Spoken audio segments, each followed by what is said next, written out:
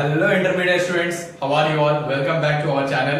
Today we are going to discuss income and expenditure account, 10 marks, most important, second year commerce intermediate students.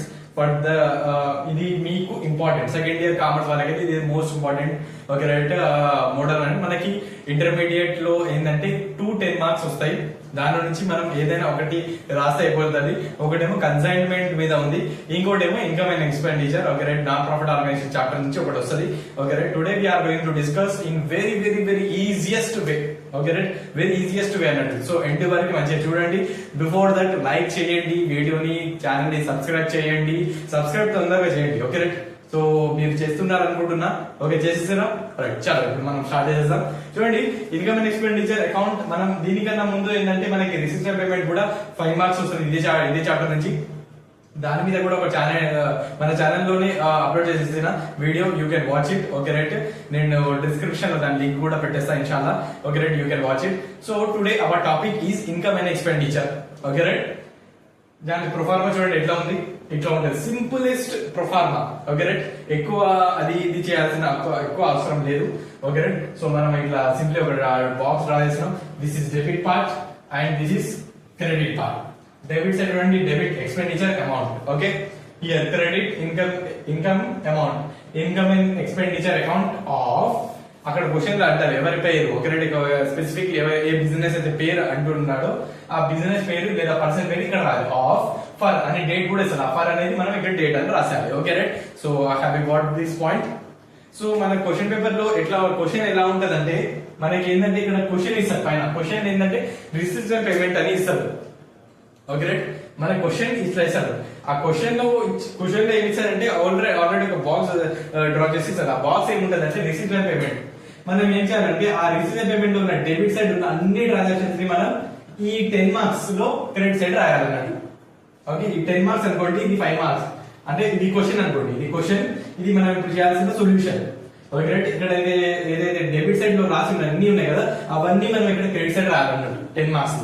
ఇక్కడ ఉన్న credit side లో ఉన్నాయి అన్ని ఇక్కడ మనం డెబిట్ లో రాయాలి. ఓకే, సింపుల్ గా చెప్పాలంటే లెట్ us ఇమాజిన్ మీ క్వశ్చన్ లో వచ్చిన ఒక టేబుల్ ఉంటుంది. టేబుల్, ఓకే రైట్, ఆ టేబుల్ ఇక్కడ ఉంది అనుకుందాం పైన. ఓకే రైట్, ఇక్కడ పైన ఉంది. అయితే ఇక్కడ ఏదైతే ఇక్కడ క్వశ్చన్ లో ఉన్న క్రెడిట్ సైడ్ ఏదైతే ఉందో అదంతా డెబిట్ సైడ్ రాయండి. ఓకే, క్రెడిట్ సైడ్ ఉన్నది మొత్తం డెబిట్ సైడ్ రాయండి. అక్కడ ఉన్న డెబిట్ సైడ్ లో మొత్తం ఇక్కడ క్రెడిట్ లో రాయండి, అంటే రివర్స్ రాయాలి. ఓకే, క్వశ్చన్ లో ఏదైతే ఉందో ట్రాన్సాక్షన్ దాన్ని రివర్స్ వేగా రాయండి. ఇంకోటి మెయిన్ ఫ్యాక్టర్స్ మనం గుర్తుపెట్టుకోవాల్సింది ఏంటంటే మనకి క్వశ్చన్ లో డబ్బా ఇస్తారు కదా, టేబుల్ ఇస్తారు కదా, ఆ టేబుల్ ఏంటంటే కొన్ని ఇస్తారు. అంటే ప్రీవియస్ ఇయర్ అమౌంట్ లేదా నెక్స్ట్ ఇయర్ అడ్వాన్స్ గా అమౌంట్, అడ్వాన్స్ ఇయర్ అమౌంట్ కూడా ఇస్తారు. ఓకే, ఇప్పుడు 2020 అని ఇక్కడ డేట్ వచ్చింది, కానీ అక్కడ టేబుల్ ఒకవేళ మనకి ప్రీవియస్ ఇయర్ 2019 యొక్క అమౌంట్ ఇచ్చిండు లేదా 2021 ఒక అమౌంట్ ఇచ్చిందంటే మనం అస్సలకి రాయకూడదు. ఓకే, ఎప్పుడు ఆ బాక్స్ లోపల వస్తాయి. ఓకే సారీ, సో ఆ బాక్స్ లోపల వస్తే మనం రాయకూడదు. బాక్స్ బయట వస్తే ఏం చేయాలంటే దాన్ని ఎట్లా చేయాలనేది కింద ఉంది, నేను చెప్తా. ఓకే రైట్, కానీ బాక్స్ లోపల వచ్చింది అనుకోండి దాన్ని మనం అస్సలు ముట్టుకోకూడదు, దాన్ని వదిలేయాలి. నెక్స్ట్ ఏంటిదంటే balance B by D R C by D. Okay right, ఇది మనకి స్టార్టింగ్ ఎక్కడ ఉంటుంది క్వశ్చన్ లో ఉన్న బాక్స్ లో ఇక్కడ balance B by D C by D అని ఉంటది. మనం దాన్ని కూడా ఎంటర్ చేయకూడదు. ఓకే, రిమెంబర్ దిస్ పాయింట్, మనం ఎంటర్ చేయకూడదు. ఇంకోటి అసెట్స్ అంటే ప్రాపర్టీస్, ల్యాండ్, బిల్డింగ్, మిషనరీ ఇవ్వండి కదా, ఇవన్నీ కూడా ఈ 10 మార్క్స్ లో మనం రాయకూడదు. ఓకే, క్వశ్చన్ డబ్బాలు ఉంటాయి కానీ మనం రాయకూడదు. మరి ఇప్పుడు దాని కింద ఈ క్వశ్చన్ కింద మనకి అడిషనల్ ఇన్ఫర్మేషన్ ఒకటి ఇస్తాడు, 3 or 4 పాయింట్స్ ఇస్తాడు. దానిలో ఎస్పెషల్లీ మీరు గుర్తుపెట్టుకోవాల్సింది ఏంటంటే ఎప్పుడైనా మీకు అవుట్ స్టాండింగ్ అని ఇది కనిపించింది అంటే మీరు దాన్ని ప్లస్ చేయాలి. ఎలా ప్లస్ చేయాలి, ఏం చేయాలి నేను మొత్తం చెప్తా. జస్ట్ అవుట్ స్టాండింగ్ అంటే ప్లస్ గుర్తుపెట్టుకోండి. అడ్వాన్స్ ఆర్ ప్రీవియస్ అంటే మైనస్, అంతేగా. ఇది ఎప్పుడు డబ్బా బయట వస్తుంది, మీకు బాక్స్ బయట, టేబుల్ బయట వస్తే ఇవన్నీ మనం ఎక్స్పెరిమెంట్ చేస్తుండాలి. ఒకవేళ డిప్రిషియేషన్ అంటే ఓన్లీ డిప్రిషియేషన్ వాల్యూ రాండి, ఆ మెషినరీ మీద, అసెట్ మీద ఏదైతే వస్తుందో. ఓకే రైట్, లేదు లాస్ అని అది సంథింగ్. ఇప్పుడు మొత్తం నేను ఒకసారి చెప్తే మీకు అర్థమవుతుంది. ఓకే, సో టైం ఎక్కువ తీసుకోకుండా మీకు ఇప్పుడు మనం క్వశ్చన్ లోపల వెళ్దాం. Okay right, now I'm going to explain the second year accounts. 5th question ఉంది. ఓకే రైట్, మీకు స్క్రీన్ మీద అక్కడ కనిపిస్తుంది, నాకు టెక్స్ట్ బుక్ ఇక్కడ పక్కన ఉంది కాబట్టి నేను ఇక్కడ చదువుతుంటా, మీకు స్క్రీన్ మీద అక్కడ కనిపిస్తుంది. Okay right, you can watch it. Okay, so చూడండి, following is the receipts and payments account of Manasvi library for the year ended 31st March 2020. Okay right, Manasvi library అంట. ఓకే రైట్, ఇక్కడ రాస్తున్నా చూడండి, Manasvi library. Okay, for 31st March 2020. Okay, so ఇక్కడ చూడండి, అక్కడ మన క్వశ్చన్ ఏంటో ఉంది, ఇక్కడ డెబిట్ సైడ్ అనే ట్రాన్సాక్షన్, ఇక్కడ క్రెడిట్ సైడ్ ఉన్నాయి. ఓకే రైట్, సో మనం ఇప్పుడు చూసుకోవాల్సింది ఏంటంటే, మనకి డెబిట్ సైడ్ లో ఉన్న ట్రాన్సాక్షన్స్ ఏదైతే ఉన్నాయో, ఓకే రైట్, అవన్నీ ట్రాన్సాక్షన్స్ మనం క్రెడిట్ లో రాయాలి, క్రెడిట్ లో ఉన్నాయని డెబిట్ లో రాయాలి. కాకపోతే దానికన్నా ముందు మనం చేయాల్సింది అంటే అడిషనల్ ఇన్ఫర్మేషన్ ఉంది కదా, ఆ అడిషనల్ ఇన్ఫర్మేషన్ ఏదైతే ఉందో మనం దాన్ని చదవాలి. ఫస్ట్ అడిషనల్ ఇన్ఫర్మేషన్ చదవాలి. చూడండి, first additional information first point ఏముంది, subscriptions amount included 500 for the previous year. ఇక్కడ వరకు ఆగండి. సబ్స్క్రిప్షన్స్ అమౌంట్ అంట ప్రీవియస్ ఇయర్ ది ఉందంట 500. ఓకే, మనకి డబ్బాలో ఎక్కడ ఉంది సబ్స్క్రిప్షన్స్ అని చూసుకోవాలి. ఆ subscription right side debit side ఉంది, డెబిట్ సైడ్ సబ్స్క్రిప్షన్ ఉంది, అక్కడ మీరు ఒక పెన్సిల్ తోటి టిక్ చేసుకోవాలి. ఓకే, టిక్ చేసుకున్నారు, అయిపోయింది. దానికి కంటిన్యూ చేస్తున్నా. And out standing subscription for the current year out standing ఉందంట. అవుట్ స్టాండింగ్ ఉందంటే ఏం చేయాలి, మళ్ళీ ఒకసారి టిక్ చేసుకోవాలి. అడిషనల్ ఇన్ఫర్మేషన్ మీకు ఏదైతే సబ్స్క్రిప్షన్ రెంట్ వస్తే రెంట్, ఏ సాలరీస్ వస్తే సాలరీస్, ఏది వచ్చినా దానికి టిక్ చేసుకోవాలి, అంతేగా. ఓకే రైట్, సో ఇప్పుడు అవుట్ స్టాండింగ్ అంట, మళ్ళీ సబ్స్క్రిప్షన్ మీద అయితే మీరు ఏం చేయండి, ఆ టిక్ పక్కన ఇంకో టిక్ పెట్టుకోండి, అంటే రెండు ఉన్నాయని. Okay right, next second point ఏముంది, subscription received in advance. Subscription ఇంకోసారి ఉంది, ఇంకో థర్డ్ పాయింట్ వచ్చింది, అంటే ఇంకోసారి ఉంది అడ్వాన్స్ అంట. థర్డ్ టిక్ ఇట్లా పక్కన 3 టిక్స్ టిక్ చేసుకోండి, దేనికి, సబ్స్క్రిప్షన్స్ కి. ఓకే రైట్, నెక్స్ట్ ఇది అయిపోయింది. నెక్స్ట్ ఏంటిది, third point, capitalise half of the entrance fee. Okay right, entrance fee అంటే హాఫ్ ఏ తీసుకోవాలంట. ఓకే, ఎంట్రన్స్ ఫీ ఎక్కడ ఉందో ఆ డబ్బాలు మనం టిక్ చేసుకోవాలి, అది కూడా అయిపోయింది. నెక్స్ట్ ఏముంది, okay right, books are depreciated 5%. అది సరే, నేను ఏముందో నేను చెప్తా, జస్ట్ బుక్స్ దగ్గర టిక్ చేసుకోండి, అయిపోయిందా. అడిషనల్ ఇన్ఫర్మేషన్ మనం మొత్తం టచ్ అయిపోయింది. ఇప్పుడు మనం క్వశ్చన్ లోపల వెళ్దాం. ఓకే రైట్, నేను ఇప్పుడు ఏం చేస్తున్నా అంటే క్రెడిట్ సైడ్ ఉందని తీసుకుంటున్నా, క్రెడిట్ సైడ్ ఏది ట్రాన్సాక్షన్ ఉందో అది తీసుకుంటున్నా. నువ్వు క్రెడిట్ సైడ్ తీసుకుంటున్నా అంటే నేను డెబిట్ సైడ్ రాయాలి. ఎస్ఆర్ క్వశ్చన్ లో ఉన్న క్రెడిట్ సైడ్ తీసుకుంటే మనం ఆన్సర్ లో డెబిట్ సైడ్ రాయాలి, అంటే రివర్స్ ఉంటుంది. ఓకే, సో చూడండి, ఇక్కడ నుంచి రాస్తే 2, ఇక్కడ నుంచి రాస్తే బై. సో చూడండి, ఫస్ట్ ట్రాన్సాక్షన్ ఏముంది, సాలరీస్ బై సాలరీస్ అని ఉంది. సాలరీస్ అంటే ప్రాపర్టీయా? కాదు కదా, సాలరీస్ అంటే ప్రాపర్టీ కాదు. ఓకే, మనం రాసుకోవచ్చు, ప్రాపర్టీ ఉంటే మనం రాయవచ్చు ఈ డబ్బాలు. ఓకే, జస్ట్ మనం అంతా ఆలోచించుకోవాలి. Okay, 2 salaries, what is the amount? So amount ఏముంది, salaries the it is, wait a second, okay 6800 it is. Okay, ఇది అయిపోయింది. నెక్స్ట్ ఏముంది, రెంట్ ప్రాపర్టీ మీకు? ఆబ్వియస్లీ నాట్, అయితే రాసుకోండి. ఒకవేళ ప్రాపర్టీ ఉందంటే దీనిలో రాయకూడదు, అంతేగా, సింపుల్. ఓకే రైట్, 2 రెంట్ ఎంత, అమౌంట్ ఎంత ఉంది, రెంట్ 5250. ఓకే, నెక్స్ట్ ఏముంది చూడండి, ఇన్వెస్ట్మెంట్స్ అంటే ప్రాపర్టీ. ఎందుకంటే మనం అంటాం కదా, నేను 2 lakhs రూపీస్ ఇట్లా నేను ఒక 20 lakhs పెట్టి ల్యాండ్ కొన్నా, అది కొన్నా, అది ఇన్వెస్ట్మెంట్. గోల్డ్ అది కూడా కొన్నా, so that is considered as a property, as a asset. So we should not enter in this account. అది నేను రాయను. దానికి ఉంది పోస్టేజ్ అంటే మనం పోస్ట్ పంపుతున్నాం, ఓకే, కొరియర్ లాగా సంథింగ్ అలా అనుకోని, అది ఏంటంటే ప్రాపర్టీ కదండి, దాన్ని రాసుకోవచ్చు. ఓకే, జస్ట్ సింపుల్, ప్రాపర్టీ ఉందంటే దీనిలో రాయకూడదు. Okay, postage, what is the amount, postage చూసుకుంటే 1250. ఓకే, ఇదే. నెక్స్ట్ ఏముంది, electric charges. Okay right, electricity charges లాగా అనుకోండి, ఓకే రైట్, అదైతే ప్రాపర్టీ కాదు కదా, అయితే రాసుకోవచ్చు. ఓకే, అంతే, ప్రాపర్టీ అయితే కాదు, charges. Okay right, electric charges అంట.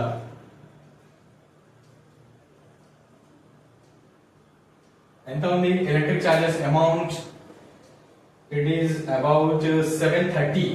ఓకే, నెక్స్ట్ ఏముంది, బుక్స్. ఇక్కడ టిక్ ఉంది, ఇక్కడ ఆగాలి.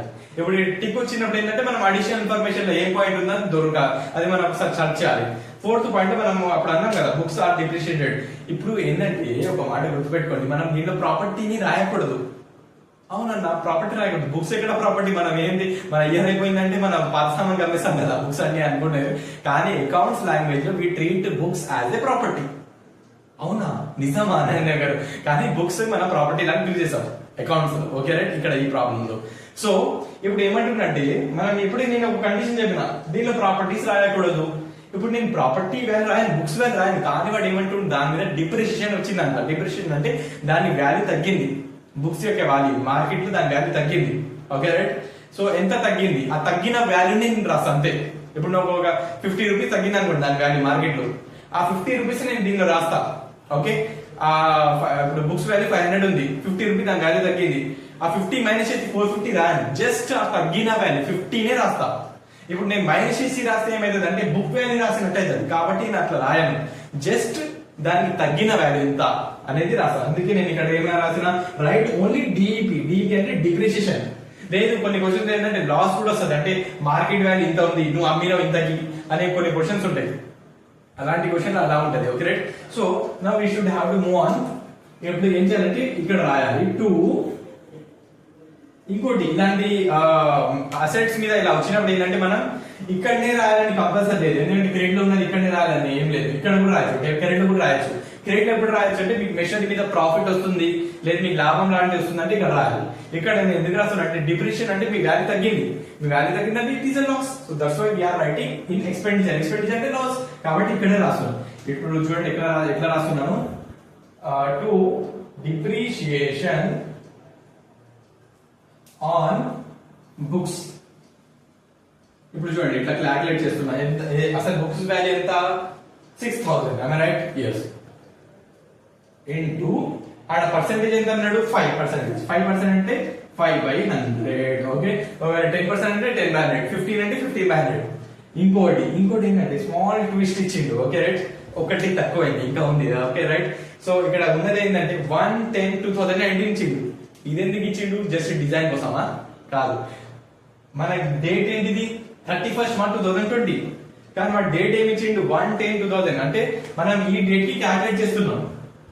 ఈ డేట్ కి మనం క్యాల్కులేట్ చేస్తున్నాం అంటే మన ఈ డేట్ అంటే మన బుక్స్ అని అట్లా ఎందుకు ఇచ్చిందంటే ఆ బుక్స్ ఆ డేట్ కి కొన్నాడు అని వాడు స్పెసిఫై చేస్తుండే. అంటే 1st October కి మీరు బుక్స్ కొన్నారు. ఏ రోజు క్యాల్కులేట్ చేస్తున్నారు, 31st March 2020. అంటే ఎన్ని మంత్స్ యూజ్ చేసిర్రు ఒకసారి క్యాల్కులేట్ చేసుకోండి, అక్టోబర్ నుంచి ఈ డేట్ వరకు. ఓకే, అక్టోబర్, నవంబర్, డిసెంబర్, జనవరి, ఫిబ్రవరి, మార్చ్, 6 మంత్స్ యూజ్ చేసారు. కాబట్టి ఇంటూ 6/12. ఒకవేళ డేట్ ఇవ్వకపోతే మనకి ఇది రాయాల్సిన అవసరం లేకపోయింది. డేట్ ఇవ్వకపోతే 5/100 అంతే. ఓకే, కాకపోతే డేట్ ఇచ్చిండు, డేట్ ఇచ్చిన ఎన్ని మంత్స్ యూజ్ చేసినాం అనేది యూజ్ చేయాలి. ఇప్పుడు నేను చూడండి ఒక ఈజియెస్ట్ టెక్నిక్ చెప్పబోతున్నా. నేను ఇంతకుముందు వీడియోస్ కూడా చెప్పిన, 10% తీయాలంటే 10% ఏది కదా, 5 కదా అంటే వినండి. ఒక 10% తీయాలంటే సింపుల్ టెక్నిక్ ఏంటంటే ఒక 0 తీసేసి 10%. ఇప్పుడు చూడండి 6000 10% ఎంత వస్తుంది, ఒక 0 తీసేస్తే ఎంత, 6000 నుంచి 0 తీస్తే 600. 10% 600 వస్తుందంటే 5% ఎంత రావాలి, దీనికి సగం అంటే 300. ఇదే ఇక్కడ వరకు అర్థమైంది. 5% తీస్తే 300 వస్తుంది. ఇప్పుడు చూడండి సంవత్సరం మొత్తం యూజ్ చేస్తే నాకు 300 వస్తుంది. నేను 6 మంత్స్ యూజ్ చేసిన కదా, అవునా కదా, 12 మంత్స్ యూజ్ చేస్తే నాకు 300 వస్తుంది. కానీ నేను 6 మంత్స్ యూజ్ చేస్తున్నా కాబట్టి దానికి అమౌంట్ కూడా ఇంకా ఏం కావాలి, సగం కావాలి. కాబట్టి ఇది ఏమైంది, 150. Okay, so wait a minute. Okay, so ఇది ఇట్లా తీసేది ఈజీ టైప్. ఇది అయిపోయింది. చలో నెక్స్ట్ ఏముంది, నెక్స్ట్ న్యూస్ పేపర్ అని. న్యూస్ పేపర్ మనం రాసుకోవాల్సిందే, ఎందుకంటే న్యూస్ పేపర్ ఏంటంటే ప్రాపర్టీ కాదు మనకి. So obviously you should have right to news papers. ఎంత అమౌంట్ అని, న్యూస్ పేపర్స్ బి 3700. ఓకే, ఈ సైడ్ అయిపోయింది. చలో నెక్స్ట్ ఏముంది, బ్యాలెన్స్ C/D ఉంది. బ్యాలెన్స్ అస్సలకి రాయకూడదు, C/D ఉన్నా P/D ఉన్నా రాయకూడదు. కాబట్టి నేను అది వదిలేస్తున్నా. చలో ఇక్కడ ఉన్న డెబిట్ తీసుకుందాం. క్వశ్చన్ లో ఏదైతే డెబిట్ సైడ్ ఉంది కదా, ఆ డెబిట్ నేను క్రెడిట్ సైడ్ రాసుకుంటా. ఏముంది, ఫస్ట్ ట్రాన్సాక్షన్ బ్యాలెన్స్ రాయకూడదు, అవునా కదా, ఎస్, అది వదిలేయాలి. నెక్స్ట్ ట్రాన్సాక్షన్ ఎంట్రన్స్ ఫీ, కానీ టిక్ ఉంది, ఏముందో చూసుకోవాలి. Entrance fee capitalise half of the entrance fee. Entrance fee అంటే మనం ప్రాపర్టీ కాదు, అది తీసుకోవచ్చు. అది ఓకే, ఎంట్రన్స్ ఫీ మనం మొత్తం తీసుకోవచ్చు. కానీ వాడు ఏమంటున్నా సగమే తీసుకోమంటు. సరే నువ్వు చెప్పినట్టే తీసుకుందామని మనం తీసుకోవాలి. బై ఎంట్రన్స్ ఫీ ఎంత సగమే తీసుకోమన్నారు కదా. ఫస్ట్ అయితే అమౌంట్ ఎంత ఎంట్రన్స్ ఫీది 3500 అంటే 33,500 ఇంటూ హాఫ్ ఏ తీసుకోమన్నాడు కదా. ఓకే రైట్, ఇంటూ హాఫ్ అంటే 1/2.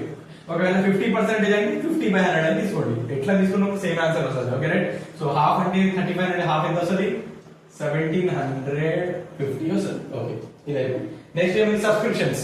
ఇప్పుడు ఇది మోస్ట్ ఇంపార్టెంట్, ఎందుకంటే దీనిలో 3 సార్లు టచ్ చేయాల్సి ఉంది. ఓకే చూడండి, దీనికి టిక్ ఉంది కాబట్టి ఫస్ట్ సార్ నేను మొత్తం లోపల రాసిస్తున్నా అమౌంట్. సబ్స్క్రిప్షన్స్ ఎంత, సబ్స్క్రిప్షన్ అమౌంట్ ఎంత అసలు 18,500. దానికి టిక్లు ఉన్నాయి కాబట్టి ఇట్లా మొత్తం లోపల రాస్తున్నా, ఎందుకంటే దాంతో కొన్ని పనులు చేయాల్సి ఉన్నాయి. ఓకే రైట్, సో ఫస్ట్ ఏముంది సబ్స్క్రిప్షన్. మనం ఇప్పుడు అడిషనల్ ఫార్ములా చూడాలి. ఫస్ట్ టిక్ ఏముంది, subscriptions include 500 for the previous year. Previous year 500 దీనిలో కలిసి ఉన్నాయంట. నేనేమన్నా ప్రీవియస్ ఇయర్ ఉంటే ఏం చేయాలి, మైనస్ చేయాలి. చూడండి ఇప్పుడు సబ్స్క్రిప్షన్ దగ్గర నేను వెళ్ళి ఒకవేళ రెంట్ అని వచ్చింది, ప్రీవియస్ ఇయర్ రెంట్ అని వస్తే రెంట్ దగ్గర పోయి నేను మైనస్ చేయాలి. అవునా, అర్థమవుతుందా? ఓకే, ఇప్పుడు సబ్స్క్రిప్షన్ కాబట్టి సబ్స్క్రిప్షన్ చేస్తున్నా. మైనస్ ప్రీవియస్ ఇయర్ సబ్స్క్రిప్షన్స్ ఎంత 500. చూడండి 500 మైనస్ చేసి నేను లోపలే రాస్తున్నా, బయట రాయట్లేదు. ఎందుకంటే బయట ఎప్పుడు రాసేటోండి అంటే నాకు ఒకటే టిక్ ఉంది. ఇప్పుడు ఇంకా మళ్ళీ సబ్స్క్రిప్షన్ తో మళ్ళీ దానికి గెలవాల్సిన అవసరం లేదు. అలాంటప్పుడు నేను బయట రాసేటోండి, కానీ మళ్ళీ ఒకసారి దాన్ని టచ్ చేయాల్సి ఉంది కాబట్టి మళ్ళీ 2 సార్లు టచ్ చేయాల్సి ఉంది. ఎందుకంటే మళ్ళీ ఇంకా అడిషనల్ 2 టిక్స్ ఉన్నాయి కదా, కాబట్టి నేను లోపలే రాసుకుంటున్నాను. ఓకే 18,000 ఇది అయిపోయింది. మళ్ళీ ఇంకో సెకండ్ పని ఏముంది దానిలో, out standing subscription for the current year. Out standing అంటే నేను ఏం చెప్పిన, ప్లస్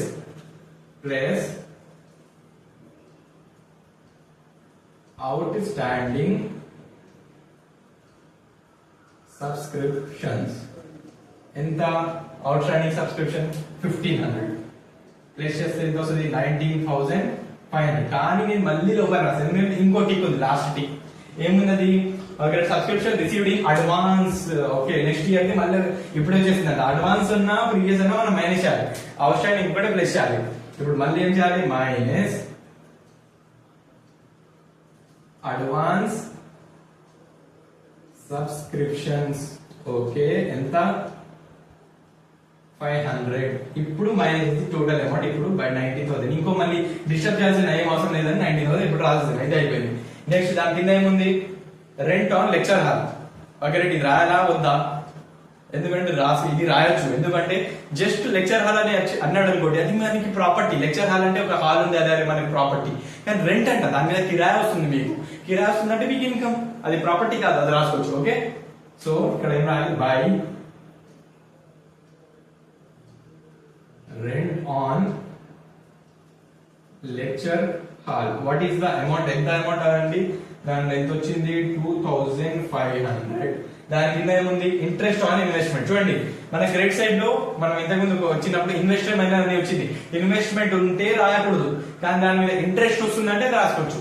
ఓకే నాకు దగ్గర 1,00,000 రూపాయలు ఉంది, నేను ఒక పర్సన్ కి అప్పుకి ఇచ్చిన. ఓకే రైట్, దాని మీద ఇంట్రెస్ట్ వస్తుంది, ఆ ఇంట్రెస్ట్ మనకి ఇన్కమ్. కానీ ఆ 1 lakh ఏంటంటే అది ఇన్వెస్ట్మెంట్ దాని మీద, కాబట్టి ఆ 1 lakh ని దాని మీద వచ్చి ఇంట్రెస్ట్ ని మనం ఇన్కమ్ లాగా అనుకొని దాన్ని రాసుకోవచ్చు. ఓకే ఇంట్రెస్ట్ ఆన్ ఇన్వెస్ట్మెంట్ అయితే రాయొచ్చు, కానీ ఇన్వెస్ట్మెంట్ రాయకూడదు. Okay by interest on investment ఎంత 950. ఓకే సో ఇప్పుడు ఏం సింపుల్ పని ఏం లేదు, టోటల్ చేయాలి. ఓకే రైట్, ఈ సైడ్ ఎంత వస్తుందో ఈ సైడ్ ఎంత వస్తుందో ఒకసారి టోటల్ చేసేద్దాం. ఓకే ఇక్కడ చూడండి ఈ 50 నేను ఫస్ట్ అయితే యాడ్ చేస్తున్నా. 1,800 2,700 5,200 ప్లస్ 19,000 5,200 ప్లస్ 24,200 వస్తుంది. క్రెడిట్ సైడ్ ఎంత వస్తుంది 24,200. ఓకే సో డెబిట్ సైడ్ చూడండి ఎంత వచ్చింది అంటే 17,880 వచ్చింది. డెబిట్ సైడ్ 24,200 వచ్చింది. ఓకే రైట్, ఈ సైడ్ ఎంత వచ్చింది, ఈ సైడ్ ఎంత వచ్చింది. ఈ రెండింటి నుంచి ఎక్కువ ఉన్న అమౌంట్ ఏంటిది, ఆబ్వియస్ 24,000. ఎక్కువ ఉన్న అమౌంట్ 2 సైడ్ రాసేయండి, 24,200 24,200. ఇప్పుడు ఎక్కువ ఉన్న అమౌంట్ నుంచి తక్కువ ఉన్న అమౌంట్ ని మైనస్ చేయండి. ఓకే, ఇది ఇప్పుడు ఇది ఎక్కువ ఉంది కాబట్టి దీని నుంచి దీనికి మైనస్ చేస్తున్నాం. ఓకే, మైనస్ చేస్తే 0, 2, ఓకే 11, 3, ఓకే 6320 వస్తుంది. ఎక్కడ తక్కువ వచ్చింది అమౌంట్? డెబిట్ లోనా క్రెడిట్ లోనా? డెబిట్ లో తక్కువ వచ్చిందా క్రెడిట్ లో తక్కువ వచ్చిందా? ఆబ్వియస్లీ డెబిట్ లో తక్కువ వచ్చింది కాబట్టి డెబిట్ లో ఇక్కడ రాసేయండి ఆ మైనస్ చేసిన అమౌంట్ 6320. ఇక్కడ డెబిట్ లో ఒకవేళ మీకు తక్కువ వస్తే మనం ఏం రాయాలంటే సర్ప్లస్. ఓకే రైట్, సర్ప్లస్ అంటే మీకు అమౌంట్ మిగిలింది కాబట్టి. ఓకే రైట్, ఇక్కడ చూడండి మంచిగా ఇన్కమ్ ఎక్కువైంది, ఖర్చులు తక్కువైందంటే మీకు అమౌంట్ మిగులుతుందా మిగిలిదా? ఆ మిగిలిన అమౌంట్ అన్నమాట సర్ప్లస్. ఒకవేళ డెబిట్ క్రెడిట్ ఇన్కమ్ తక్కువైంది, ఎక్స్పెండిచర్ ఎక్కువైందంటే ఏమైతుంది? డెఫిషియట్. ఓకే రైట్, మనం ఇక్కడ తక్కువ అమౌంట్ అట్లయితే మనం క్రెడిట్ తక్కువ వస్తే డెఫిషియట్ రాయాలి, డెబిట్ తక్కువ వస్తే ఏం రాయాలి? To surplus. ఓకే, ఇది జస్ట్ మీకు అర్థం చేయాలా, మీకు ఎక్స్ప్లెయిన్ చేయాలని ఇక్కడ అమౌంట్ రాసినా మీరు ఎగ్జామ్ పేపర్ లో ఇది రాయకండి. Okay, so thank you for watching. ఇంకా ఏదైనా డౌట్స్ ఉన్నా కూడా కామెంట్ సెక్షన్ లో చూడండి. మళ్ళీ ఎక్కడ డౌట్ ఉన్నా కూడా మళ్ళీ ఒకసారి ఆ వీడియో పార్ట్ మంచిగా చూడండి. సో లైక్ చేయండి, సబ్స్క్రైబ్ చేయండి. So thank you for watching.